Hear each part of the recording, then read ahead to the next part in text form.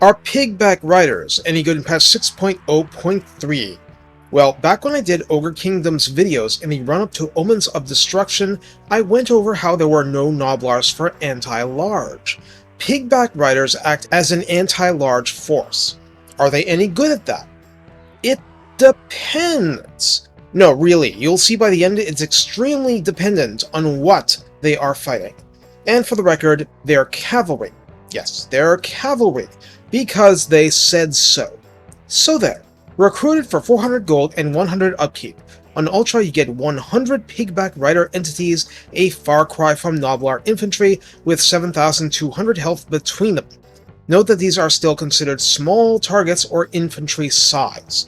Armor is 15 with shields that block 35% of small arms fire from the front. Leadership of 55 is pretty low. Speed 35 and charge speed 41 are kind of okay, but they cannot keep pace with Ogre Bulls out in the field. You want speed? Bring Saber Tusk Pass. Melee attack 25 is paired with attack interval 4.6 on the slower side, so they attack with the lesser frequency of cavalry despite that size. No splash damage. Did you expect any? Melee defense begins at 26, but more on that later. Weapon strength comes at 23, split between 19 base and 4 armor piercing only, but there's a bonus versus large of 12. I'll call 12 semi-decent. I mean, that's almost 50% of both melee attack and damage. Remember that base to AP is split along the same ratio, so heavily toward base. Charge bonus is 30, shockingly high, and mass is 180 per entity, which is also shockingly high. Aside from Hide in Forest and the expendable trait, so ogres don't care if they die or get eaten or whatnot. There's the Uncanny Coordination passive, granting plus 12 leadership and plus 8 melee defense, but only if over 50% of total hit points, and they do not have huge amounts of health. In the Redline skills, Scrappy Fighters offers up to plus 6 leadership and plus 6 melee defense at 3 pips, so all of a sudden leadership can be 73, and melee defense can be 40 at rank 0 if health is over 50%. Richly Rewarded would grant any rank 7 riders plus 6 more leadership, armor plus 10, and weapon strength plus 12%. In the tech tree, Stringy Tendons offers plus 4 leadership and plus 4 melee defense to riders, and Busy Work adds 15% speed and reduces fatigue buildup by 10%. Looks like that's it. So there's not a single thing here that increases melee attack with the redline or text.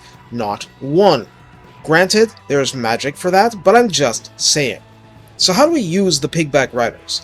Well, we don't use them as sit-in-place anti-charge units. They'll just get rolled over, relatively speaking, though they have very high mass. Instead, we have a weird anti-large counter-charging harassment tar pit-oriented unit.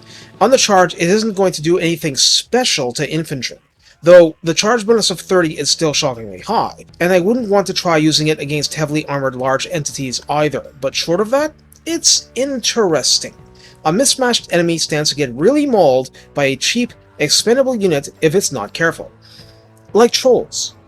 I think that's pretty much the most you can hope out of it. A lot of mounted opponents are heavily armored, so while the mass should at least help, they're also likely to get chewed up by any opponent built around mass splash damage, including Ogre Kingdom's units themselves. But defense-oriented mounted units are going to find themselves frustrated by how hard it is to fling off these pests. Winning, but taking far too long to do so, may be a win for the Ogre player. Point is, you have no point not being aggressive when it's time to do so. If their value is in melee, or at least cycle charging into melee, then you need to make that contact with the enemy. They're just fast enough to have value charging archer lines, especially with a little tech love. Just remember, anything with an anti-infantry bonus is going to look at this unit as food. I mean proverbial food. I hear they taste really bad. Strategically, this does for ogres what Kislevite warriors did for Kislev. I'm not even joking. No, they don't do the exact same thing, they don't have charge defense versus large after all, but what else do ogres have that's anti-large until tier 4 units? Nothing in terms of units. Do remember that hunters specialize in that, and Greasus is an anti-large melee lord with anything he can actually manage to catch. Take care, and have fun pulling off cheeky engagements you have no right to be winning but do anyway, because as much as these are a low-tier unit, they can still succeed in places normal Gnoblars would fail outright, and that's quite a twist for this cavalry unit.